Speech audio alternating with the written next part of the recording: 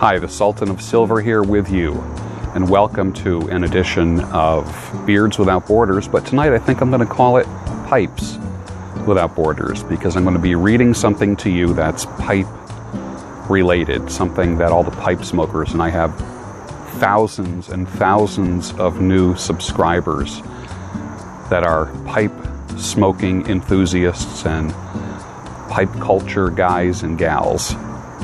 So stay tuned. Well, welcome back.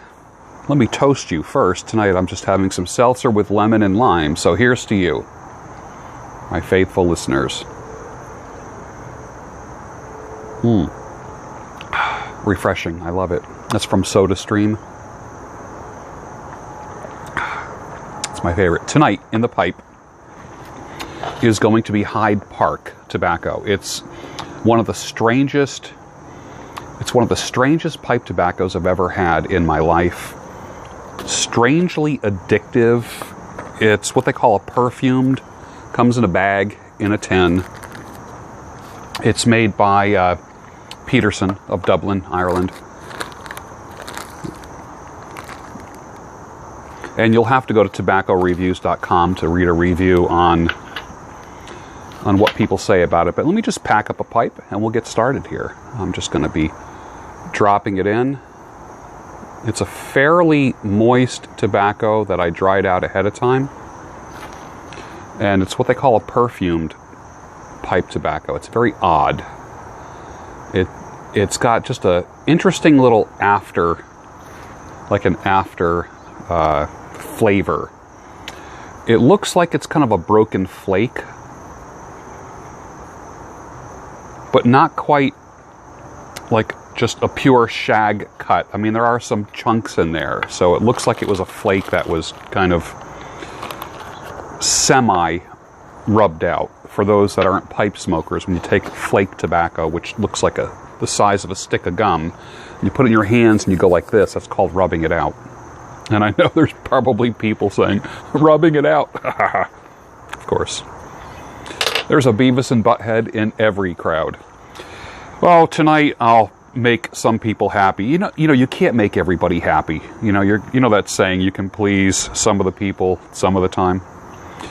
When I use a Zippo, there's the pipe purists that say, "Oh my God, you're using a Zippo." When I use the Bic, "Oh my God, you're using a Bic." When I use wooden matches, "Oh my God, it's like, give it a break already. Tonight I'm using a hemp wick. Here we go.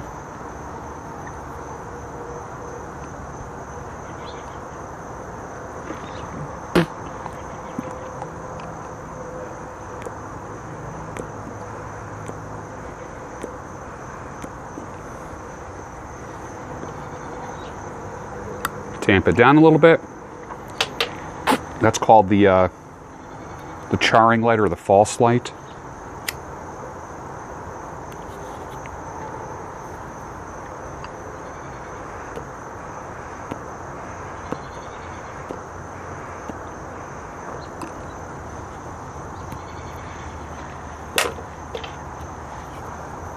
This is from a gift from Boswell's, from Mr. Rizzo.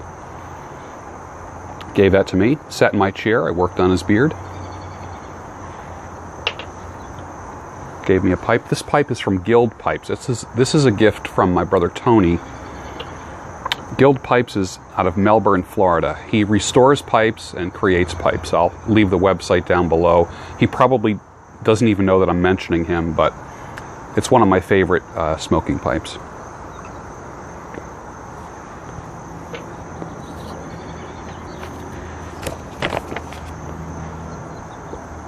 I was going to read from Ernest Hemingway or C.S. Lewis tonight. I always have complete short stories of Hemingway. But tonight I thought that I would read from Christopher Morley tonight, which is an acceptable replacement for Hemingway or C.S. Lewis as far as mellowing you out, creating a story, using imagery that is compelling.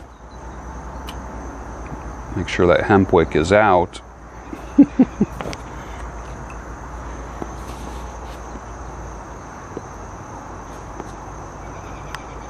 This is called The Last Pipe by Christopher Morley. It was written in 1918.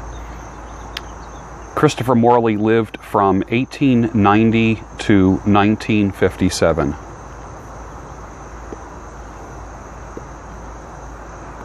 He wrote the story called The Haunted Bookshop, which there is a tobacco by, I believe it's Cornell and Deal, called Haunted Bookshop.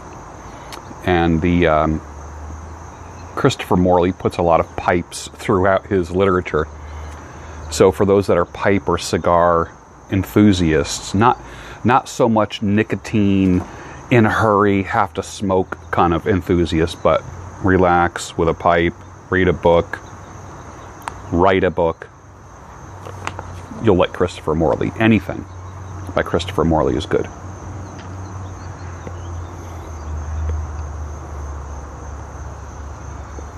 Let me read it to you. It's several pages. I'll probably just read select portions. The Last Pipe. Oh, let me just tell you this too.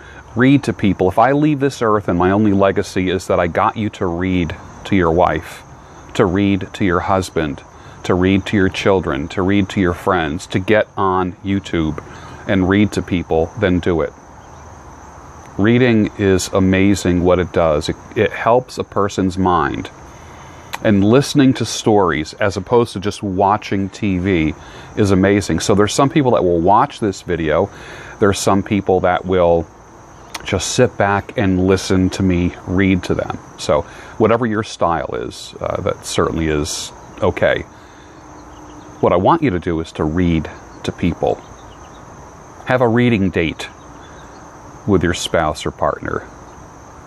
You pick something, they pick something, and have dinner, have dessert, clink a glass of wine, and read to one another, and surprise each other with the choice of what you pick out to read to them. All right.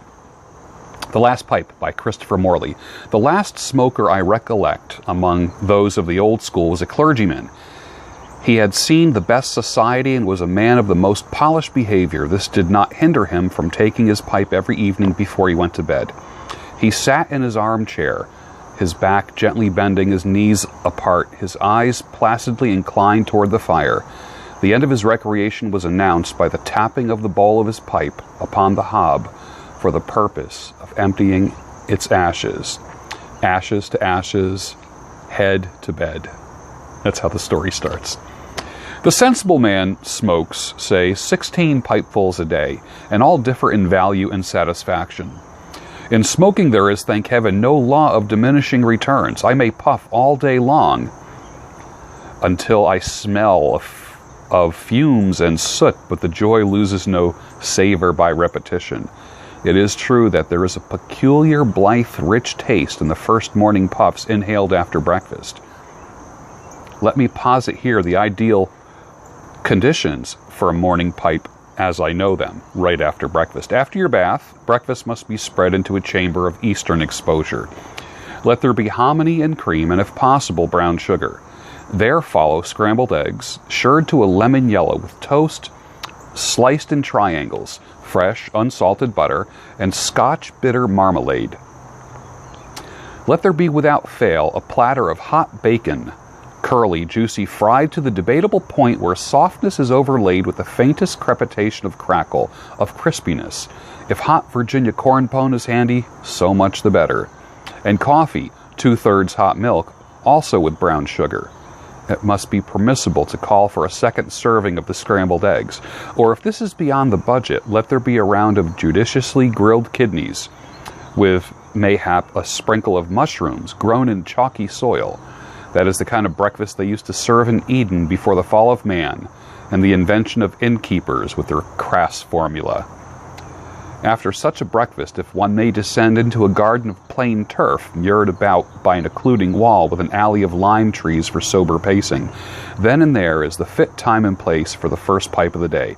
Pack your mixture in the bowl, press it lovingly down with the cushion of your thumb, see that the draught is free, and then for your Sackets Tannstickor. I don't know what that means. It looks like a German word.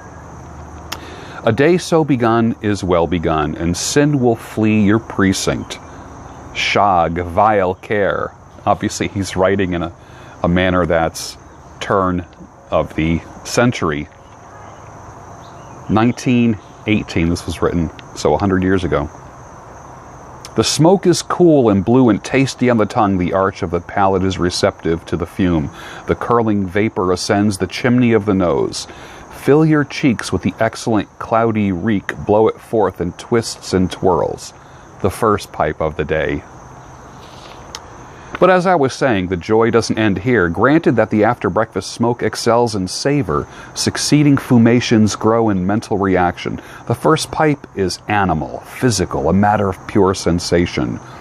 With latter kindlings of the weed, the brain quickens, begins to throw out tendrils of speculation, leaps to welcome problems for thought, burrows tingling into the unknowable.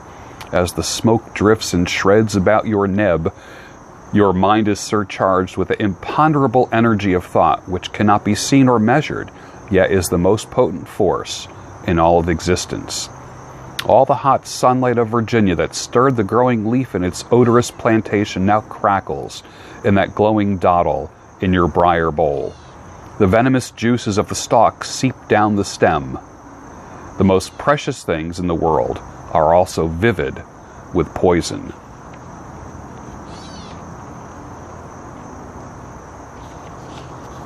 I was contending that the joy of smoking increases harmonically with the weight of the tobacco consumed, within reasonable limits. Of course, the incessant smoker who is puffing all day long sears his tongue and grows callous to the true delicacy of the flavor. For that reason, it's best not to smoke during office hours. This may be a hard saying to some, but a proper respect for the art impels it. Not even the highest ecclesiast can be at his devotions always. It is not those who are horny with genuflection who are nearest the throne of grace. Even the Pope, and I speak with all reference, must play billiards or trip a Coranto now and then. So this is the schedule that I vouch for. After breakfast, 2 pipes. At lunch, 2 pipes. Before dinner, 2 pipes. And between dinner and bed, 10 to 12 pipes. Can you imagine that? He's talking 16 pipes a day. The matter of smoking after dinner requires consideration. If your meal is heavy, stupefying, anodyne, retracting all the humane energies from the skull in a forced abdominal mobilization to quell a plethora of food into subjection and assimilation, there is no power of speculation left in the top stories. You sink brutishly into an armchair, warm your legs at the fire, and let the leukocytes and phagocytes fight it out. At such times, smoking becomes purely mechanical. You imbibe and exhale the fumes automatically. The choicest aromatic blends are mere fuel. Your eyes see, but your brain responds not. The vital juices, generous currents, or whatever they see, but your brain does not respond. They are like stevedores, stowing the cargo for portability. A little later, however, when this excellent work is accomplished, the boatswain may trill his whistle, and the deckhands may be summoned back to the navigating bridge. The mind casts off its corporeal hawsers and puts out to sea. You begin once more to live, as the rational consumption of reason, emotion, and will take place. The heavy dinner postpones and stultifies this desirable state. I'm going to sneeze. You know, I was fighting that sneeze, man, and it's just going to come. When it happens, it's just going to happen. So now my eyes are watering. Okay, nose is itching like crazy.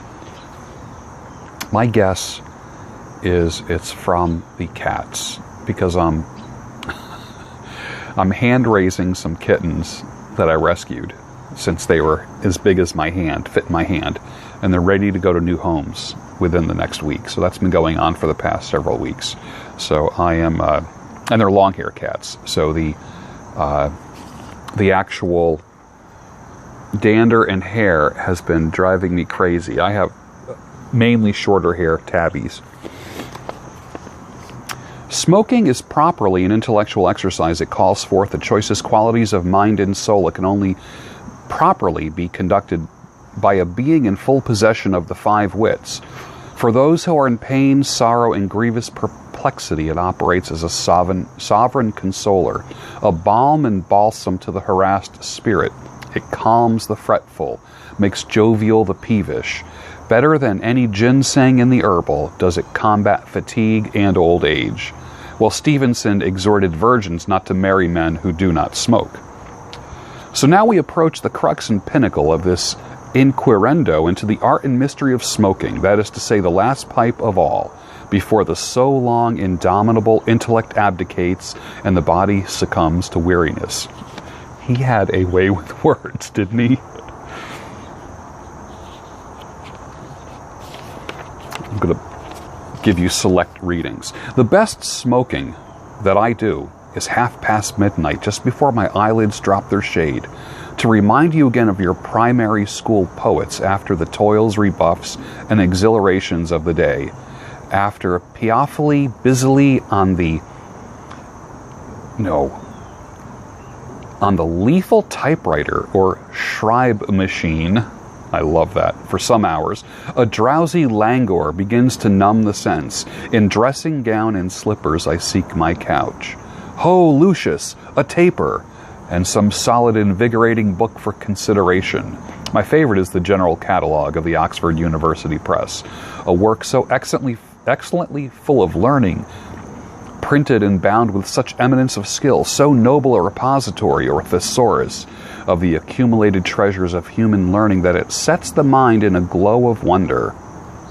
This is the choicest garland for the brain fatigued with the insignificant and trifling tricks by which we earn our daily bread. There is no recreation so lovely as that afforded by books rich in wisdom and ribbed with ripe and sober research.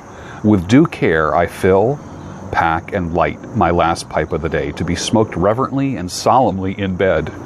I do not recommend smoking in bed. Let me just fire up a little bit here.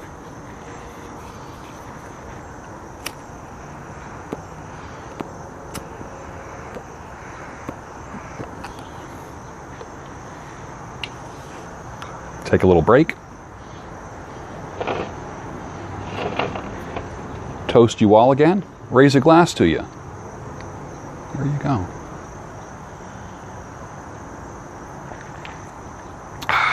So good.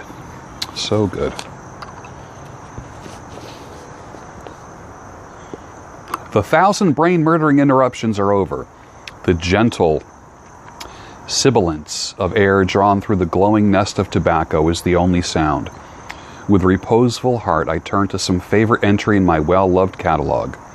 Henry Peacham's Complete Gentleman, fashioning him absolute in the most necessary commendable qualities concerning mind, body, that may be required in a noble gentleman. Or this: 1 o'clock is about to chime in the nearby steeple, but my pipe and curiosity are now both going strong. I don't force my hobbies on you further. One man's meat is another man's caviar. I dare not even tell you what my favorite tobaccos are. For recently, when I sold a magazine, a very worthy and excellent poem entitled My Pipe, mentioning the brands that I delight to honor, the editor made me substitute fictitious names for my dearly beloved blends. He said that sound editorial policy forbids mentioning commercial products in the text of the magazine, but tobacco, thank heaven, is not merely a commercial product. Let us call on Salvation Yo for his immortal testimony. When all things were made, none was better than this, to be a lone man's companion, a bachelor's friend. This is my favorite part. A hungry man's food, a sad man's cordial, a wakeful man's sleep, and a chilly man's fire. Sir, for the stanching of wounds, and the purging of rheum, and the settling of the stomach, there's no herb like it under the canopy of heaven. And by this time the bowl is naught but ash. Even my dear General Catalogue begins to blur before me. Slip it under the pillow. Kindly and gently lay the pipe in the candlestick and blow out the flame. The window is opened wide. The night rushes in. I see a glimpse of stars, a distant chime, and I fall asleep with the faint pungence of the Indian herb about me.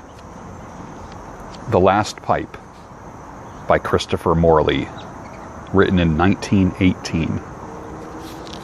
Did you like that? You would like anything by Christopher Morley. I probably should put a link to his works down below that I think you'll enjoy. I've read all of them. They're just so fascinating and warm, and it takes you back to another time.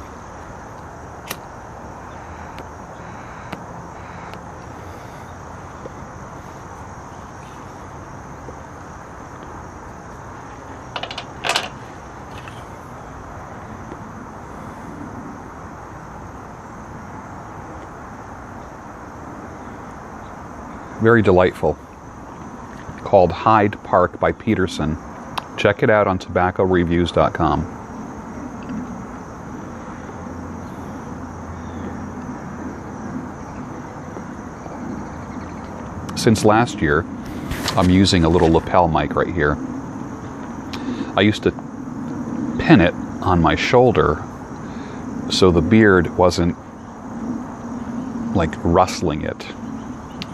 And then when I wasn't using the mic, you were getting all the traffic sounds because I live very close to some highways outside of Philadelphia. I'm four miles outside of the city limits of Philadelphia. And it's a beautiful neighborhood, but it's so noisy from the traffic. I hear birds, which I love. At nighttime, there's deer here, foxes, possums, skunks, groundhogs. All the critters come up. But every day, this is the downside of not having a neighborhood or a homeowners association, is that, and this is a very well-to-do neighborhood, nobody, or I should say very few people mow their own lawn. So everybody hires grass cutters and landscapers to come and do their lawn, as I do. I don't have time for it. I don't want to do it. My days of weed whacking and cutting grass are over with.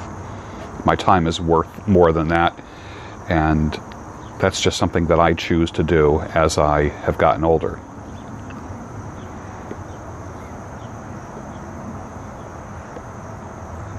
But the landscapers come by, and in, let's say, like a homeowners association, a gated community of some type, what happens is that there's grass cutting day. So a bunch of people descend upon a neighborhood with lawnmowers and weed whackers and just clean up the whole, and then leaf blowers too, and then clean up the whole neighborhood one day.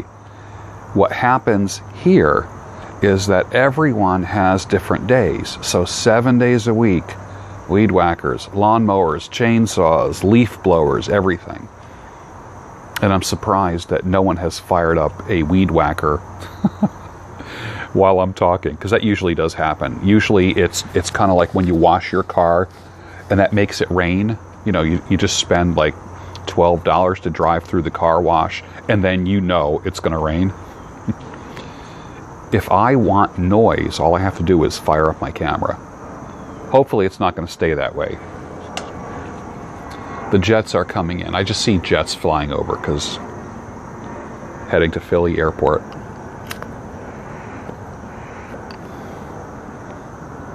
Are you a pipe smoker? Are you the kind of person that enjoys sitting down for 20 minutes with a pipe? Let me tell you right now, it is a calming thing. It's centering. At the end of a day, like Christopher Morley said, there's times where I'm puffing on a pipe.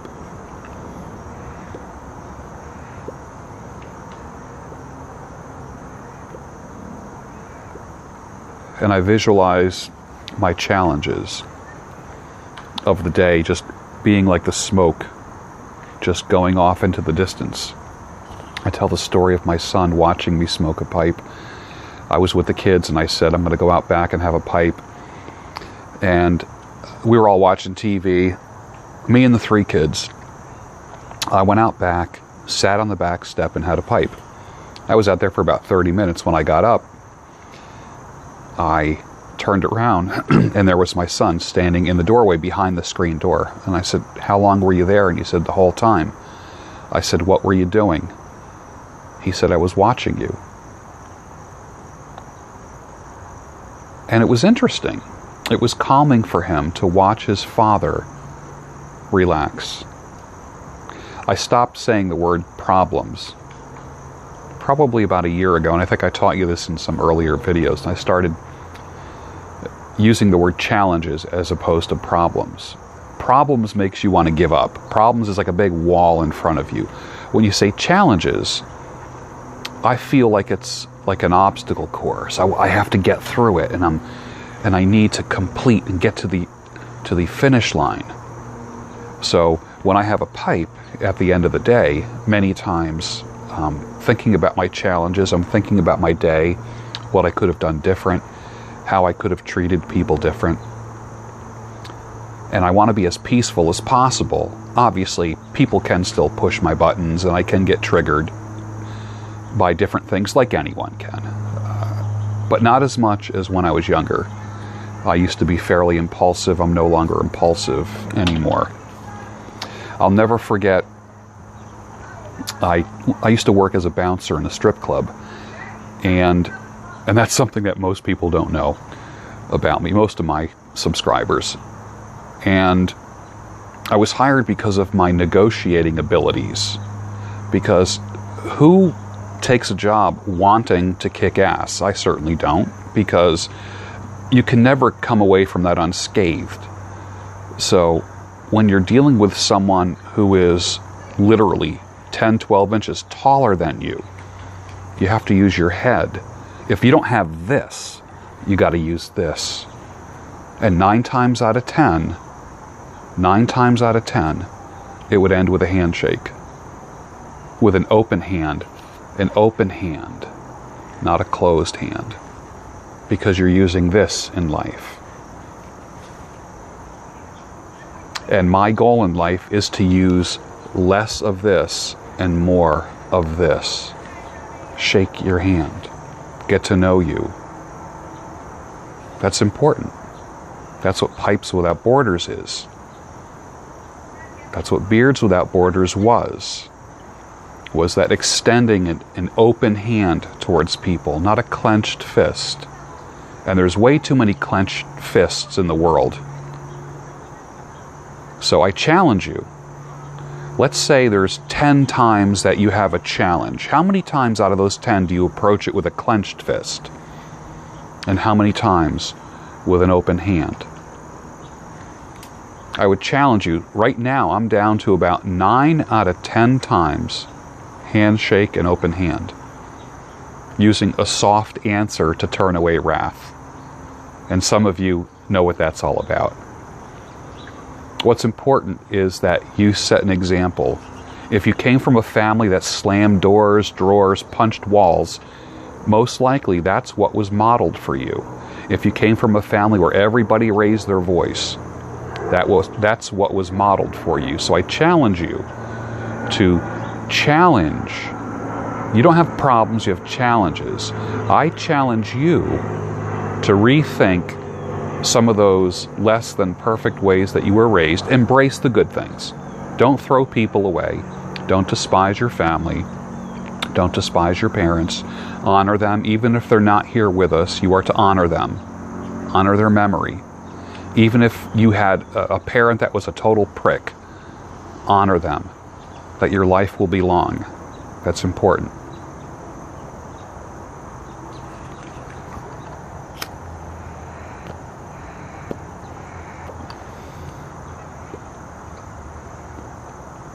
Well, I had a nice time with you tonight. Thank you for joining me. You had a lot of choices tonight, or today, or whenever you're watching this. There's a lot of choices that you have, but you chose to spend time with me, and I certainly am grateful. I really am.